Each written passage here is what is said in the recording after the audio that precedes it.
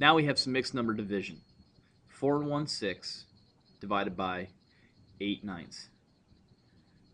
First thing I've got to do, whenever I'm multiplying or dividing fractions or mixed numbers, I've got to make everything into a fraction. So 4 1/6 magically becomes 25/6. Remember, 4 times 6 is 24, plus 1 more is 25. Then divided by 9/8. Now, there are a couple different jings or little sayings that you can use. Oops, sorry. But we are not allowed to divide fractions. We multiply by the reciprocal. So we can flip-flop the second fraction and multiply across, or we can keep the first fraction, change the sign, change the second fraction. Okay? So what we're doing in the technical mathematical way is we don't divide fractions, we multiply by the reciprocal of the divisor, because 8/9 is my divisor, the reciprocal is 9/8. So we multiply by the reciprocal of the divisor. All right, so let's divide, or now, we're not dividing, we're multiplying. Okay, can I simplify the 8 and the 25? No, because the greatest common factor is 1. Can I simplify the 9 and the 6? I sure can. I can divide them both by 3.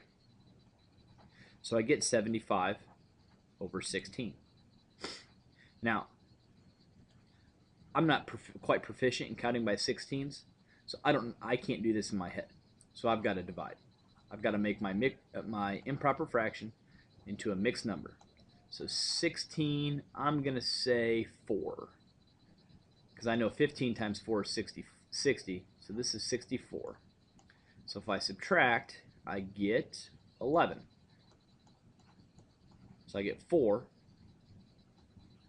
and 11/16. Now, I know dividing fractions can be, you look at the answer and you think, gosh, that looks really weird. I mean, how? I don't get it. Well, think about this. Is 8/9 really close to 1? Yes, 8/9 is really close to 1.